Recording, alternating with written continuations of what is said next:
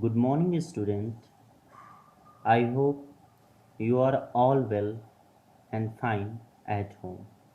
Dear student, in previous lecture, we are discussing about electrochemical cell and their type. Now, today, we will discussing about structure of an electrochemical cell or composition of an electrochemical cell. Student, you have seen this is the structure of an electrochemical cell. An electrochemical cell made by two half cell. An electrochemical cell made by two half cell. One half cell called anode half cell, which consists of zinc anode rod which present inside the zinc sulfate solution, whereas second half cell is called reductive half cell, which consists of copper cathode rod which submerged in copper sulfate solution. मतलब बच्चों, एक electrochemical cell जो होता है वो दो half cell से मिलकर बना होता है। पहले हाफ सेल को आप एनोड हाफ सेल बोलेंगे और दूसरे को कैथोड हाफ सेल बोलेंगे। एनोड हाफ सेल में जिंक की एक रॉड होती है जो जिंक सल्फेट सॉल्यूशन में डूबी रहती है, तथा कैथोड हाफ सेल में कॉपर की एक रॉड होती है जो कॉपर सल्फेट सॉल्यूशन में डूबी रहती है। ठीक है। अब यह दोनों हाफ सेल जो है एक यू आकार की ग्लास ट्यूब से कनेक्ट होती है। Means these two half cell connected to each other by the help of a U tube like glass structure called a salt bridge. These salt bridge connected both solution together. Okay. इस salt bridge के भीतर कुछ non reactive compound पाए जाते हैं जिन्हें potassium nitrate, potassium sulphate and potassium phosphate, यह non reactive compound है जो इस साल्ट ब्रिज में मौजूद होते हैं। ओके। आइए बच्चों अब देखें इन दोनों हाफ सेल में कौन कौन रिएक्शन होते हैं। देखिए, एनोड हाफ सेल जिसमें जिंक की रॉड होती है और वह जिंक सल्फेट सॉल्यूशन में डूबी रहती है, इसमें ऑक्सीडेशन रिएक्शन होता है। यानी यह जो जिंक की रॉड है इस पर ऑक्सीडेशन रिएक्शन होता है, जबकि उसके सॉल्यूशन में रिडक्शन रिएक्शन होगा। यानी two different type of chemical reactions will occurs in a anode half cell. First, oxidation reaction which occurs on these anode plate, and same type reduction reaction will occurs in a zinc sulfate solution, which is responsible for potential differentiation between anode rod and anode solution। ठीक है बच्चों, यानी जिस समय anode पर oxidation reaction होगा ठीक उसी समय उसके सॉल्यूशन में कौन सा रिएक्शन होगा? Reduction reaction. और यह टू डिफरेंस रिएक्शन जो है इसके कारण क्या होता है? पोटेंशियल डिफरेंशिएशन होता है जिससे करंट फ्लो होता है। आइए अब देखें इस कैथोड हाफ सेल में कौन सा रिएक्शन होता है। In cathode half cell copper plate, on copper plate reduction reaction will occurs and same time oxidation reaction will occurs inside the cell solution, which are responsible for potential differentiation between cathode rod and cathode solution. Okay, and we have to see two different reactions will occurs in both half cell, which create a potential differentiation between rod and solution,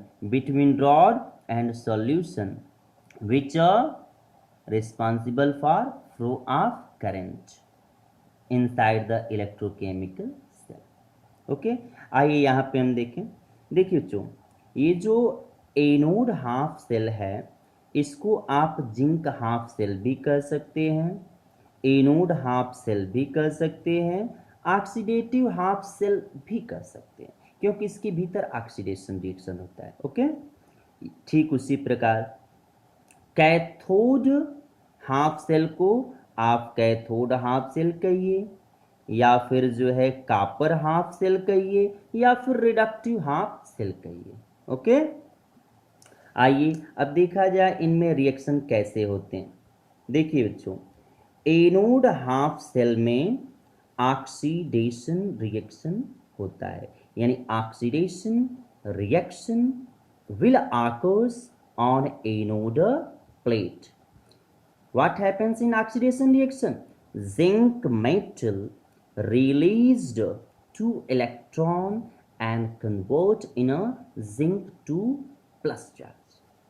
Same time, in a cell solution of zinc sulfate, reduction reaction will start because it receive electron which are donated by zinc metals. Okay, now see here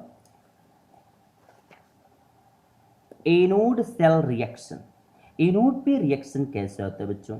तो anode पे जो oxidation reaction होता है उसे हम इस प्रकार लिख सकते हैं बच्चों, ई जिंक अपान जिंक 2+, यानी जिंक जो है जिंक 2+ में कन्वर्ट हो गया, is equal to E naught, naught means standard, zinc upon zinc 2+ minus 0.591 upon n log 10 1 upon active mass Zn पे 2+।